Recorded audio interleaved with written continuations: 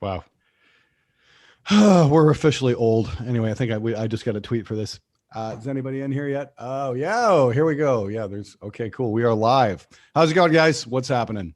So we are doing this positive grid YouTuber roundtable kind of thing, just like, hey, what's going on? Obviously we're getting paid hundreds of thousands of dollars to mention the Spark. So thanks very much to Positive Grid for that. I was really looking forward to that new Maserati. So thanks, guys. Appreciate it. It's pronounced Spock. So I take it you guys have all played the Spark? Yes. Okay, yeah. See, we're in that quote unquote YouTuber elite thing where we actually got one, and everybody else is waiting for theirs. Meanwhile, the other guys, from Positive Grid who are watching this, what the fuck are you talking about, Glenn? You're not supposed to mention this. No, seriously. That was pretty much the reaction. Yeah, yeah, that's what I was hoping for. Anyway. People were clamoring for him. People wanted him. Oh yeah, like that's the thing. I did my video, and half the comments are like, "Oh, must be nice to be able to get one." I mean, this is the thing. Pandemic. Getting parts, that's been kind of tough. It's like you got to kind of understand, it's like production got shut down in China for a very long time, and you can't just miracle this stuff together. It does have to be constructed, and people have to do that, and they can't do that if they're sick. Mm-hmm. Pure, that's really what it comes down to. So just plus supply chains were all broken up for a while. It's exactly it's been it's not just them. A keyboard I was looking to get, and the guy was like, "I hate to tell you this, but it's still backward. It could be a while." He's like, "We're just waiting on parts." Yeah, like you can't even get Behringer stuff these days. I mean, like you go on Sweetwater, and it's like you look like for a Behringer 202 unit or something like that. You can't get it till like the fall. Yeah. So it's like everybody's reeling, but a lot of people made pre-orders for this, and they're all expecting to get it. It's just like you got to be patient. But apparently, Positive Grid has now they are getting the Sparks coming through, and everybody's going to get them. And that's the thing. They're going to be what is this like? That's the feedback I've been getting on my channel. Okay. Because people will come back, and it's sort of turned from I'm still waiting on mine to I just got it, and then I'm oh, that's great. Thanks for the video, because it helped me get through like all the stuff on the like the iPad. Yeah, exactly. 35. What are we supposed to be doing here? Kicking out Posgrid's Spark final countdown campaign. Okay, so yeah, this is the thing. I guess it's like, what's the final countdown? Does anybody remember? It's a song. It's a song, Glenn. Yes. That's all I know of it. That's super helpful. Okay. Positive Grid guys. Hey, let us know in the chat. What's this final countdown thing? Refresh our memories, because apparently we don't know. Somebody at Positive Grid didn't do his job right. I would go click on something to read it, but I don't want to touch anything. God, they are never going to invite me to one of these ever again. The worst host ever. Anyway. I can tell you that I've really dug mine. It's like, I think the way it hooks into YouTube and plays back the backing tracks somehow ad free. I don't know how they do this. I don't know how, because I know some of those backing tracks people. Like Tom did like a bunch of those backing tracks. My buddy Tom from Elevated Jam Tracks. Oh, and as soon as I recognized it, I was like, damn it. I don't know how they do it. They must buy some sort of a back end license. Okay. But they seem to be able to play it back, and it sounds in stereo, and it sounds real good, and I mix it right in. Yeah, I got to say the fun factor with that app is great, because it's just plug in and go. I mean, like I would have killed for something like that in college. I really would have. Yeah, right. Yeah. It's like, and like it said in my video there, it's weighed about half as much as my Gallia and Kruger lunchbox. When it ran on kerosene back then, Glenn. Yeah, that's probably true. Kerosene or coal. What happens when the pilot goes out in your amp? Yeah, well, you get in the car with the stone wheels and the hole in the floor. Yeah, right. Yeah, right. Get some replacement parts down at, Yeah. Anyway. All right. Yeah, they did give us a list of questions here. think we should probably take a look at this. Hey, who's running the switcher? Because I only see Steve from Boston at the as the large screen here. It's like, so whoever's switching. Oh, there we go. Hey. Or is that just me? Okay. Am I muted? No. I don't think I am. Okay, good. I hear you. All right. Sorry. I'm getting used to this new Zoom shit. So anyway, you guys all know my very good friend Steve from Boston from the show Steve from Boston, formerly known as Pixie Licks, which was way more fun. But the YouTube gods giveth and taketh away, and they decided the last name Licks wasn't up to snuff. They do not have a sense of humor on that. Apparently not. And fellow Canadian here, we've got Nick Nocturnal from the Nick Nocturnal Show. Nick's a serious shredder from the big old Tirana. And we were just talking about that a little bit. It's great to have you on the show, Nick. Really want to get you on my show at some point because I think what you do is fucking cool. And if you haven't subscribed to Nick, please check his show out. It's really fucking cool. And of course, subscribe to Steve from Boston as well. He's been at this for years, and maybe one day he will get to the magic silver platter from YouTube because he really fucking deserves it. So check out Steve's show. He's a fucking awesome guitar player. Anyway, so they gave me a few questions I got to ask these guys. So first and foremost, how has the pandemic affected your life as a YouTuber or musician? What has life looked like for you over the past several months? You want to go first, Steve? Do you want to go first? Do you have an answer ready to flow? Sure. Yeah. So for me, because my life was already sitting in my room and doing nothing all day, it hasn't affected me that much. It's, if anything, a lot more people are on YouTube now watching my shit, that's kind of cool. Yep. But not being able to, comfortably go outside if I need to just buy food is obviously annoying, but it's super small compared to everything else. But yeah, it's just been kind of, if anything, motivating me more to want to do more shit because people are online waiting for it because they're at home and they're like, got nothing to do. Let's watch some YouTube. So yeah, I've been very in the small fortunate kind of pair of people that have gotten that through the pandemic, but I know a lot of people have not been having as much fun with that. Okay. Just, yeah, Steve, go ahead. It's a bit of a shit show down here. I mean, not gonna lie. It's probably worse than it needed to be, but it is what it is. I've been preparing for the pandemic for like the last 10 years by pretty much staying in my basement all the time. I'm not really one to go. I haven't been to a movie theater. The last movie I saw in the theater was Tropic Thunder in 2008. I haven't been back to the theater since. So, I don't really go out to all that much. I would go to concerts. The last concert I went to was actually February 29th of this year, like leap year day. So I do miss that. I do miss going to shows. A buddy of mine from the Jeff Tate band was in town. And so I went down to go see him and hang out with him after the show. And cool. I do miss that. I do miss going to shows. But for the most part, and going to restaurants, I guess we didn't really even go out to eat all that much. You'd really just get takeout and bring it home. We were pretty much homebodies. Okay. Yeah. Oh, no, that's not the right fucking link. God damn it, guys. I'm trying to share this link to get some people in here, and I got facebook.com/positivegrid. That's the fucking link? Okay. I'm texting Chris. I'm like, dude, what's the fucking link for this? Do either of you guys know what link to share? For Zoom? Yeah, like for this chat. Like I'm trying to share this on my socials and like because we've got like nobody in here. Oh. Okay. Oh, there we go. Yeah. Okay, let's try that. There we go. Awesome. Yeah, because like I said, I'm just trying to put this up on my Discord and see if we can get anything going. Yeah. And because it would be cool if we got some people in here to ask some fucking questions. Okay, myself, yeah, it's like I basically work indoors all day anyway. The only thing it's done for me is just gotten busier. It's like because we're not allowed to do NAMM or big events like that, and people aren't going to the stores anymore. Suddenly, YouTubers have become far more important. Which is kind of cool. A lot of people are hurting, and hang on a second here. I'm just going to post this. Yeah, there's no marketing channels anymore. It's like you can't go to a big show and have a booth and in glad hand all day because it's not going to happen. It may not even happen. I think maybe next summer. Maybe Summer NAMM will be Summer there, NAMM. Summer NAMM next year might be great. I hope we get to do TGU next year because I really missed not getting to do it this year. That's honestly, that's one of my favorite things ever. Nick, we're gonna have to make sure you get to the next one. For what? Yeah. TGU, Tillman Gearhead University. Oh, I actually never heard of that. I'm so out of the loop with like the gear stuff. Oh, Unfortunately. okay. Stay home then. Okay. Or Henning's thing there too. Yeah, exactly. Well, he's having it. I know, but he's doing it EU only. He has to because they're pretty much in a bubble. Yeah, exactly. That's gonna So that kind of bites. All right. Another one of these questions here. How do you come up with ideas for your videos? What's your creative process like?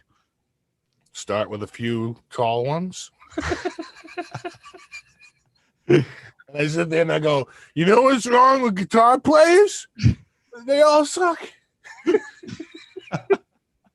There's my next video. I think sometimes they're reactionary. Sometimes something happens and I want to get something out that reacts to it. Like, you know, Gibson files bankruptcy, and I want to get a video out to talk about that because it's something in the news that sort of affects the community. Sometimes it's, quite frankly, something I saw in a chat group where someone said, like, what's the most you've ever spent on a guitar? And I was like, you know what, that's actually a pretty good question. And just throw that out there and see what people, you know, react to it, because everyone has an answer, right? If you're in the guitar community, you have an answer to that question. So sometimes it's that, and sometimes it's, you know, just whatever the gear comes in, the gear will dictate it, because it's whatever comes through the basement, you know, a guitar or whatever, you know, and that's the focus for that, you know, particular video.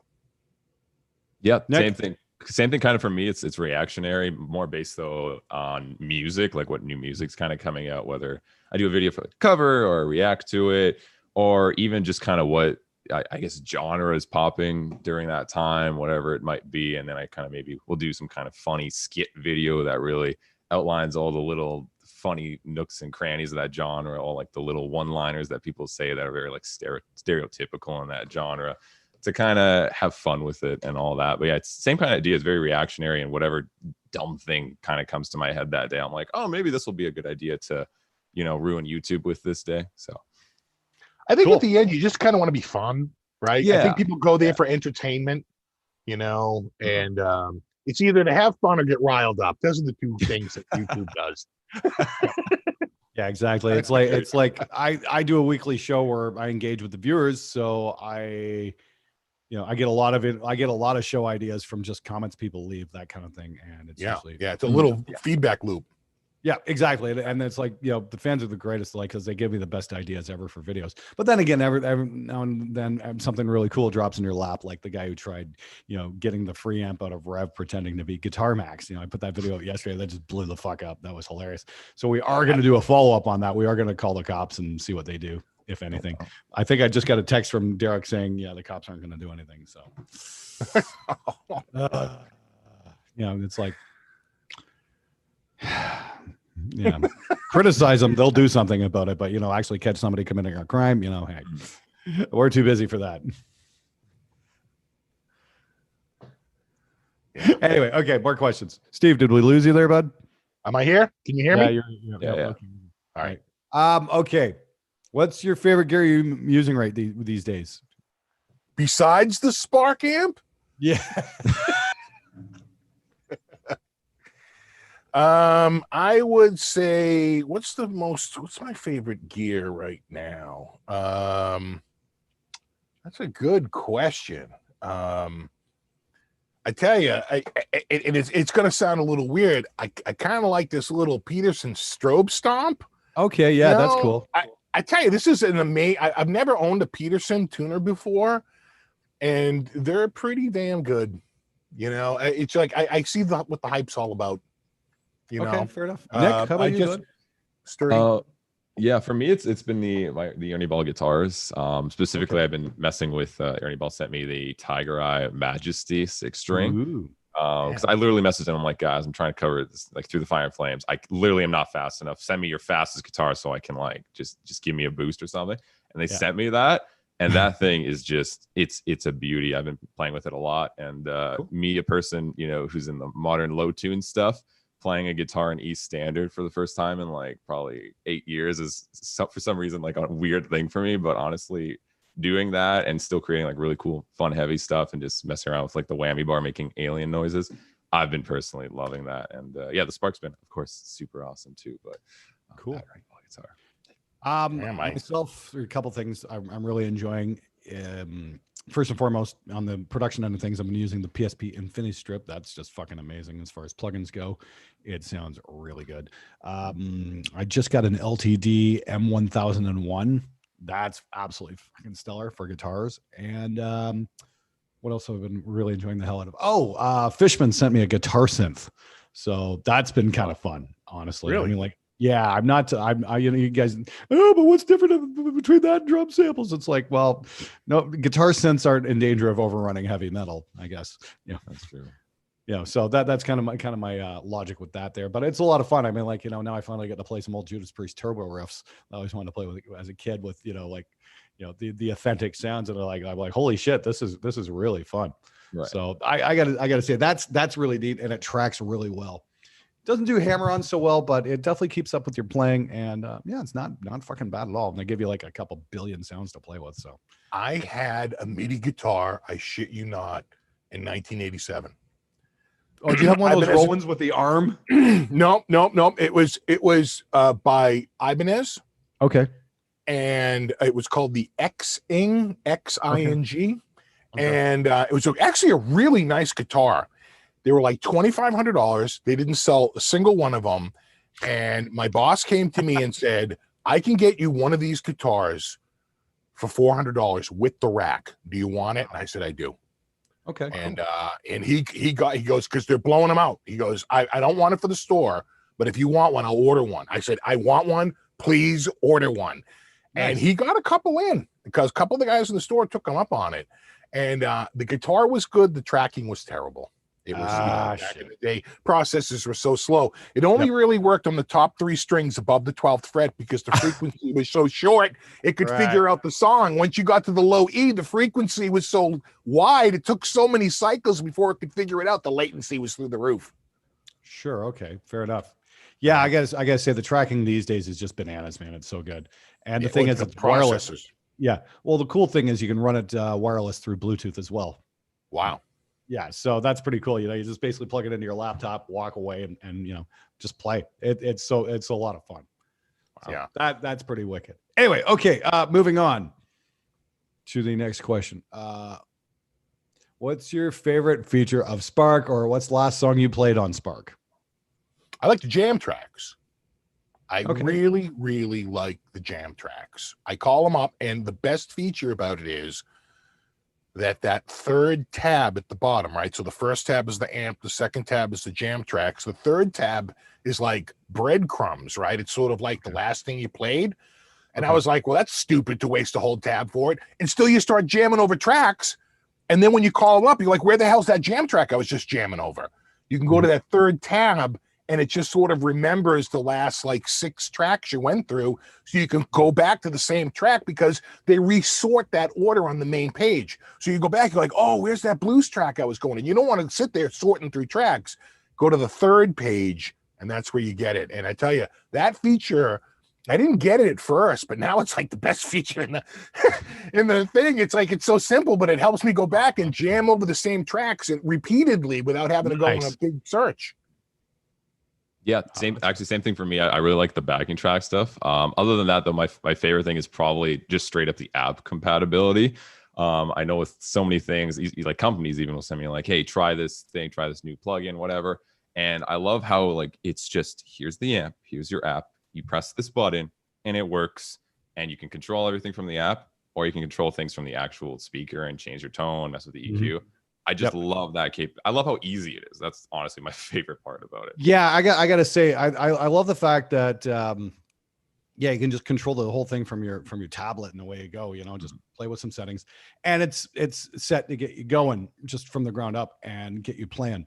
But yeah, I like the jam tracks, or you play a riff and it creates backing tracks for you. I think that's fucking insane. How the hell they ever came up with that? I gotta say, that was pretty fucking cool, guys. Well, the other thing is they separate the Bluetooth streams. There's actually 2 Bluetooth connections. So, and it screwed me up at first, because I went from one device to another.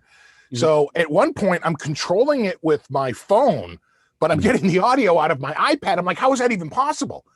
It's because the one is just for the Bluetooth speaker, and then the other is the control section. And if you don't have them both from the same device, and you say like, well, that's a little crazy, but you might want a different device that plays back the audio. You see what I'm saying? So it's like, it's they thought it through. Okay, cool. Okay, next up, what do we got here?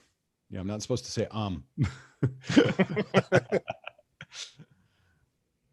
Oh, can you tell us some of your favorite YouTube channels? Doesn't have to be music related. What are you guys watching as far as YouTube goes? Oh God. A variety of different things. I grew up a gamer, so sometimes it's like gaming channels mixed cool. in. But when it does come, I guess, to the music stuff, I do like a lot of actually some of the reaction stuff, but also some of the meme stuff like Rudy. Oh yeah, Rudy's awesome. I love Rudy. He's really funny. I like a lot of the meme guys that are just, they're not trying to be funny. You can tell that's just who they are. Like if you meet them in person, they're going to be just as like kind of weird and funny like that. Fair enough. So any of those channels, Rudy, K-Mac, those Okay. guys are probably my favorite. And then yeah, just of course like whatever other stuff's going on. Like obviously the big guys, Jared, you, Stevie T, all those guys are great. Stevie and Jared are awesome. They're just Yeah. great people. They're a lot of fun to hang with. Mm. Steve, what are you watching these days? Well, I like, all the normal guys that we see that we've been on things with Glenn, pretty much any one of those channels, that pedal show, Henning, the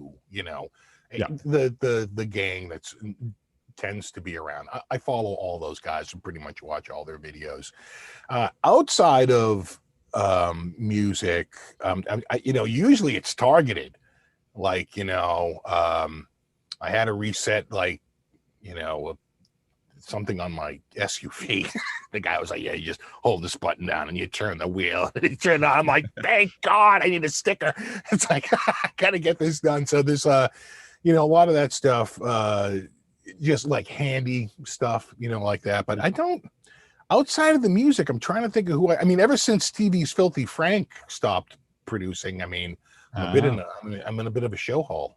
Oh wow. See, now I'm a total fucking camera geek, and so I watch a lot of camera shows. Actually, I don't watch I do that too, that actually. many other music shows. So I'm watching guys like Kai W. I think he's great, and I've been watching a lot of Potato Jet lately. And one of my absolute favorites is a guy in Toronto as well. A guy who goes, but his channel is called Camera Conspiracies, and he just like walks around with two cameras and like vlogs and like has these debates with himself, and he's actually really funny. Wow. And it's pretty cool. But that's it for guitar stuff. I'm like, obviously, Fluff, Jared, Steve, all that kind of stuff. Sarah Longfield, whenever she puts something out, because I know it's going to be weird and different, and she's definitely kind of on her own plane of existence. Yeah. So that's pretty cool. And yeah, of course, yeah, Rudy's always great. Rudy's fun to make videos with, actually. So whenever we get a chance, we try and do some stuff when I'm down here in LA, and it's always great. It's always fun throwing him out of a studio. yeah. Rudy's just a blast to hang out with. He's really good. Yeah. So, okay, next question. What do we got here? What is the biggest challenge you face as a YouTube content creator? Getting people to watch my stuff. You know what? And I'm sure both of you will do this. You've come up with an idea. You're working on it. You're developing it. And then you turn on YouTube and one of your friends has that exact video. And you're like, you bastard. Yeah. I thought of that first. Why are you doing this to me? What's wrong with this shit? It happens. Of course, you haven't even talked to them. They just great mind, Yeah, exactly. It's like that happens quite a bit. I'm like, anytime I do a humor video, I always get, oh, Jared already did that. It's like, yeah, because Jared invented comedy. I know. Yeah, for me, it's just trying to always find something semi new to do, because obviously everything's been done so many times before that's not like all of a sudden every day you're going to come up with this crazy new concept. A lot of time it's building on something else that's been done in your own kind of unique way and repurposing it. And yeah, sorry, go ahead. Oh, no, I was going to say, because you guys just gave me a great idea, because I've been kicking around an idea for doing the guitar synth video. I'm doing something with Fishman, and I'm just like, what video I'm going to do? I'm like, oh, I'm going to do a history of guitar synths video now, because that actually sounds cool. So Steve, I'm going to want some more information on that guitar synth you had. Hey guys, it's Warren Hewitt from Produce Like a Pro. We're on the Positive Grid thing. This is Nick Nocturnal and Steve. Steve from Boston. Hey Steve. Yeah, Nick, we met at TGU, right? Yep. And then we got Nick Nocturnal here as well, another fellow Canadian. And he does like he's a shreddy YouTuber. Nice. Yeah. So it's all cool. Very, very nice to have you. We're talking about like the Positive Grid Spark and that kind of shit. So lovely. Anyway, So I've got to go and do my own live stream. Exactly. In 5 minutes. So have fun. So long. Farewell. Have a good day.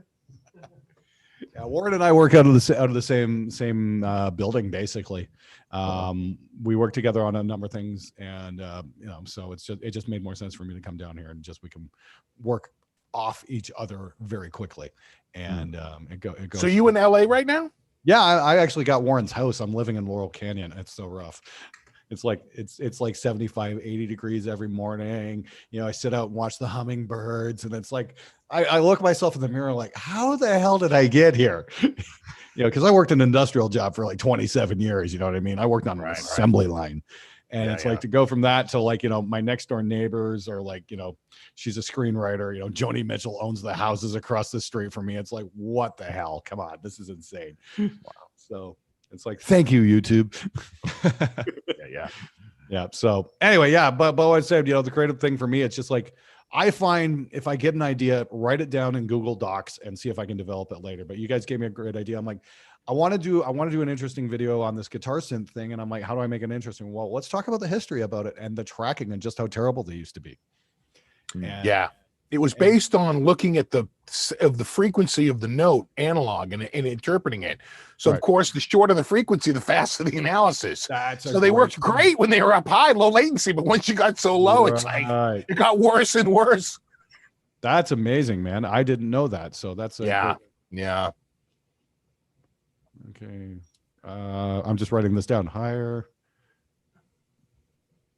track. Right. It makes sense. Yeah, it really does.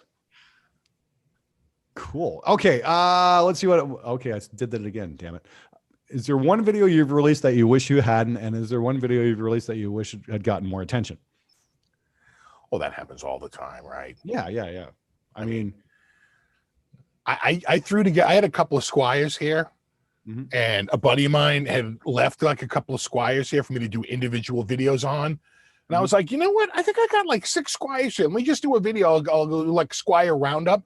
It's like my #1 video. I get so much hate because I'm like, yeah, this guitar kind of sucks. And people are like, that's my guitar. It's oh my God, pick the worst guitar in the world. And that is someone's favorite guitar. Trust me.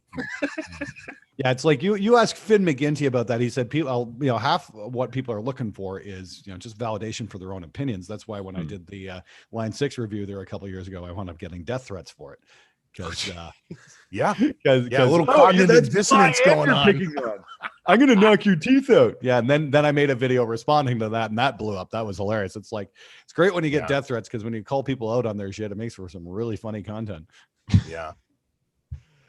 For me, a videos that I kind of wish I never put out just because of what it has ramifications of now is I used to make this series of like how to make essentially it's songwriting tips of like how to make really cool riffs really easily or like breakdowns and essentially organize songs in a funny way.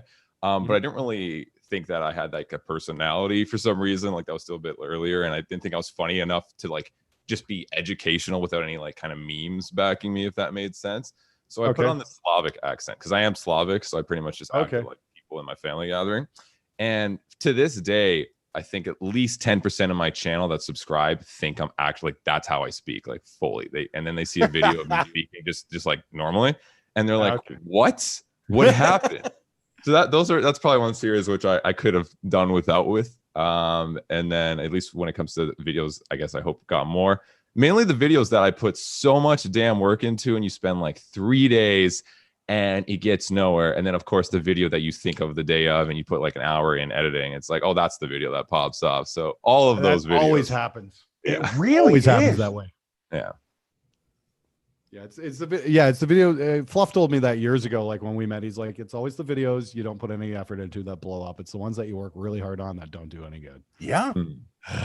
There's something about it. It's like, I think honestly though, I think it has something to do with maybe the immediacy of things and just the because the audiences can see through bullshit. They know when they're being lied to, and well, not necessarily lied, but one just feels a little bit more spontaneous and real. Right. If you got nothing and you just recur, you just I got nothing, guys. All right. I'm just throwing this out, and they consent, right? Versus where you're trying to be very canned and they pick up on that you're going through a checklist of things to talk about. Right. Yeah. That's a very good point. Yeah. They really like the spontaneous stuff. So they kind of do. that, so maybe that's what I need to do. Be a little bit more spontaneous. That might work. Look at you. Hey, but like I said, though, this is how we get ideas, though. This is, we talk to each other like, hey, did you try this? Hey, did you try that? So it's great to be able to talk to guys who are doing this and just bounce ideas off of. I mean, like that for me, that's a huge part of the whole thing, is just talking to people who are doing the exact same thing. So next up. We already did the one video we released. Oh yeah, for me, the one video I released, I wish I didn't, but I'm glad I did in the long run, was the first Moon on the Water video, because it did so badly. Everybody freaked out. It's like, wow, that's terrible. And I looked back and I'm like, yeah, that is terrible. And then, I redid the song and remixed it and got some new musicians to work on it and fucking knocked it out of the park. That's where I found Siegfried's song, and he's just got that monster voice. And that video did exceptionally well. So it wound up making me a better producer and engineer along the way. So in the long run, I was able to take something that was pretty much embarrassing and turn it into a win. So, that's the thing. You accept criticism and make yourself better, or you collapse and, let the critics win. And I'm not gonna let that happen. So anyway, okay. Next up, what do we got here? What's the trend on YouTube you're seeing that you wish would stop? What's the new trend on YouTube you're seeing that you hope continues? All right. I just want to go on the record right now. That line around the person to make him look like a goddamn sticker or a cutout just irks the shit out of me. I know.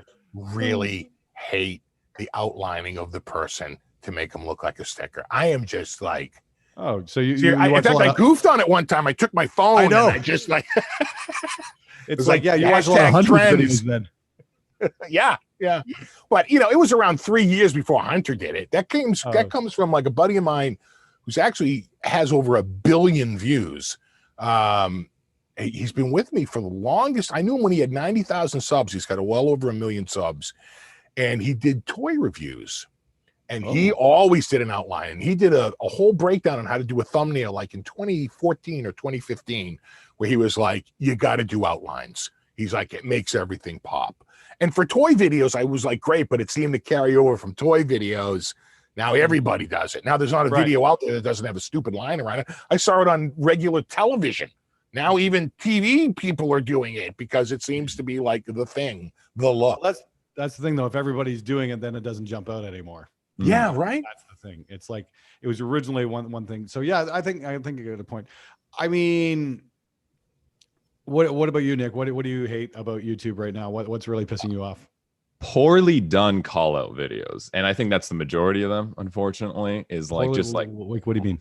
So like there's a lot of like the drama starting videos or like calling people out, shit like that. Are you talking about like the calling out the shredders or semi shredders or that kind of thing? Not specifically that one, but like just in general, that idea of like, oh, I want to go after this person because they're another YouTuber, all that. And I actually don't mind them if they're really done. Like someone actually has like, here's facts, here's statements, here's all this shit. But the majority of them don't have that. It's just, I don't like this person because of what I heard about this person randomly on the internet. Yeah, I would agree with that. I think, some guys, and unfortunately some guys make their content, that's their show, is just going after other people. And I don't think that's cool at all. I mean, like, I call bass players all the time, but that's because they're not people. When he's right, he's right. So no, but I'm with Glenn on that. I mean, there's some people that will try and make their whole channel about just quote unquote calling out other channels. Yeah, exactly. It's which is like, who are you again? Yeah, exactly. Well, it's like, just fucking, I don't know. Like I said, some people make their whole channels about that, and I think that's yeah. And it's like I don't watch that kind of stuff. I don't get off on that kind of stuff. It's like, whatever. I mean, like people dig that. Okay, great, but I'm not going to be part of it. Yeah, same here.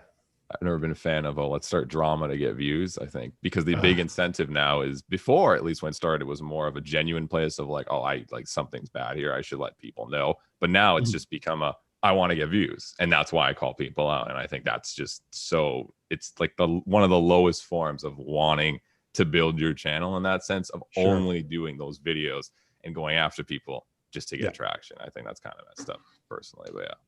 Fair enough. All right. Yeah. I would agree with you there, Nick. I'm right on board with you on that. Okay, what's your number one tip for up-and-coming guitar YouTuber or content creator? Just do it. Post. That's my biggest regret is I didn't that too many videos just went into the dustbin because I didn't like my playing. I didn't like the way I looked. I didn't think the audio was 100% perfect. And what I've learned is if it's 90% perfect, just post it. You'll never get to that last 10% will take way too much time and is not worth the effort. Just post. Cool. Nick? Yeah, it's the same thing. Just go for it. And also it's going to suck for a long time unless you get weirdly lucky. Just be realistic. You know, most people I know that especially go into it. Everyone's like, oh, I want to do it. Then maybe 20% of those people try it. And out of those 20% of those people, 95 quit like after a month of trying it. And so then it's like this super small percentage that just keep kind of going and eventually will gain traction. So go for it, but know it's going to be hard and do it smart. Don't also just expect because you're doing it that it eventually just works out for you, even if you do the same thing every exact single day. Like put thought into it. Why is it not working out? Always do these little building exercises with yourself of like, well, what can I improve on here? Even if just one video every time you increase something a little bit, like, oh, my thumbnail is now better for the rest of my videos, or my audio quality is better, or I have a better concept of what's going on. So let's put that in the video and make it more relatable. And you just keep building on that. That's how you get somewhere. But if you just keep going and just hit a rock with your fucking on your desk or something all day nonstop, like you're still not going to really get anywhere. Like you got to always make improvements. And the grind is long. It's long. Oh, yeah. And just one other thing I can add, get ready for the technical shit show. Okay. Because there's going to be a day where you are like, no, this is all right. Dude, why isn't this working? Are you going to have like this audio, like buzz coming through? Like, where the hell is that buzz coming from? And you're going to be like checking everything and going crazy. Turns out your phone is on top of like, your recording device. And it's just like an EMF and you're like, and you're freaking out and you're going, that will be your life for quite a while. And you're going to try and work really hard to get it. So you're just like a turnkey, like, boop, I hit a button, everything records and I'm done. That's a fantasy that we all try. Yeah. It's so fucking true. It's like, I remember last year, working down in Harmony Studio, it's like it had the worst groaning ever. You plug a guitar in, and it didn't matter what you did; it just made horrible fucking noise, and it was like. I can give you one just very quick example. I was doing live shows for a while; they're all fine. 1 week, I can't get the audio to work, no matter how hard I try. I can't get the audio to come out, and I'm like, but everything. I didn't change anything. Nothing's been changed since last week. What the hell is going on? It just didn't work. Yeah. And then I try and fix it and it's sort of working, but then it cuts out and I can't figure it out. Then the video starts doing that. All of a sudden now I can't get audio or video. And I'm going, what? And I like take the system out. I completely rebuild it, put a whole new hard drive in it, build up Windows, all this stuff. It happens again. I'm going, what the hell is going on? Windows added a privacy feature that was defaulted to applications can't get to audio or video. And buried inside my settings was don't allow applications to access my camera or audio. And it wasn't until I drilled down and found that and went click, click. Oh, now it all works again. Have a great day. Enjoy future YouTubers. Yep. That was months. That was months of me going like, what is wrong there? Thank you, Windows Update. You're super helpful. That's what it was. It was a Windows update. I'm like rolling back versions. I'm like going crazy. And I'm a tech guy. I worked in IT for years. I'm like, you can't, this is embarrassing. I'm like, what the hell is going on here? They're always so sneaky. It's right before you go to sleep, you turn it off and it's like, oh, it's going to update. Whatever. I don't want to deal with this. And then you wake up and nothing works. And you're just like, oh, that's cool. Well, they had a thing where they're like, they ask you, and I say, yeah, but all those apps are the new apps, and I don't use any new gen apps. All mine are the old x86 or x64 apps. I don't use new gen apps out of the sandbox. Yeah. And so I was like, I don't even care. But the update extended it. It extended it out to all apps. And I was just like, that's why it went from working 1 week to not working the next week. Yeah. Okay. Again, as a young YouTuber, get ready for that. Yeah. Okay, yeah, that's the thing. What's your number one? Okay, what do we got here? What's the biggest mistake you've made while building your channel? Coming up with a name that like had 3 X's Doesn't with get it, you that sent. YouTube just pummeled and punished. Like as soon as the adpocalypse happened. Oh yeah, right. Remember that? Right, yeah, As soon as the adpocalypse happened, it was all over. Yeah, for me, it was being too scared of trying different things, no matter how random and dumb they might be content wise. Just for so long, having that mentality of, oh, this is kind of what I built my channel on. I have to do exactly this and only this forever.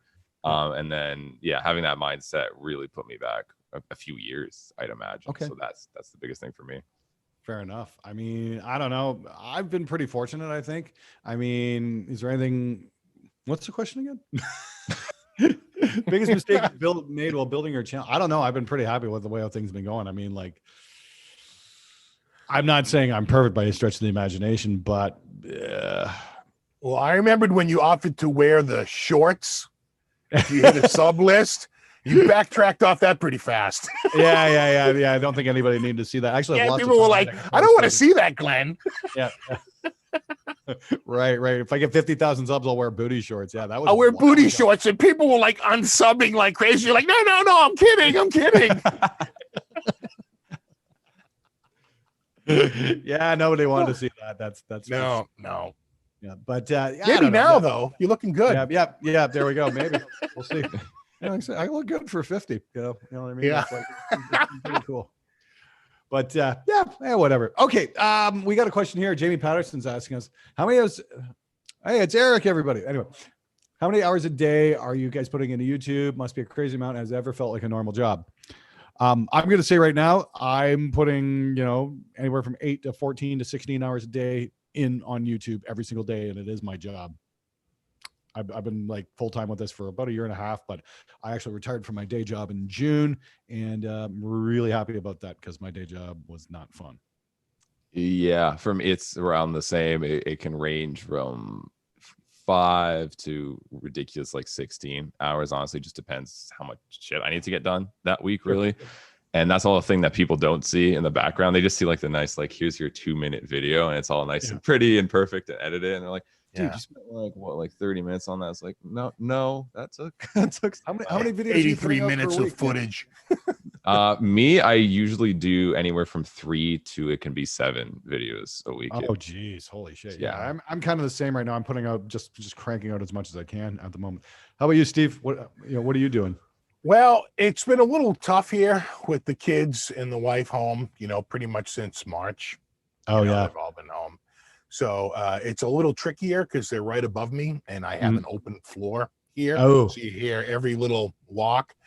So it's been trickier. It's been harder for me this year. Okay. I've been trying to do it more late at night when everyone's up, but my kids are teenagers, and now it's like 1 a.m. I hear boom, boom, boom, boom, boom, boom, boom, boom. I'm like, what are you doing up? It's like it's been a little trickier. It's been definitely a little tricky to find a window to get stuff done. Yeah, that kind of bites, man. I'm sorry to hear that. Fuck. Anyway, Yeah, hey, everybody watching this, subscribe to Steve. He needs it. I would appreciate it. Yeah. Thank you. Yeah, he's got a very good show. Steve, we got to have you on the show again sometime. Wait, let me check. I'm down 50. Thanks, Glenn. You're very welcome. I help where I can. All right, guys. I think we're gonna wrap it up there. I've got a ton of other things I gotta do. I'm doing drum tracking in like 1 hour and 15 minutes, and I gotta make some breakfast and shit. So, yeah, it's 10:44 a.m. still here in sunny Los Angeles. So, it's not too bad. I'm kind of enjoying it. Anyway, Steve, always a blast to see you. Nick, real pleasure to meet you, man. Like I said, whenever I get back, whenever this COVID thing's over, would love to have you come down on the show. Or I can go up there. We can make some content together. I think that'd be really fucking cool. Yeah, sounds awesome. Let's do it. Nick, do you ever go to the NAMM show or anything like that?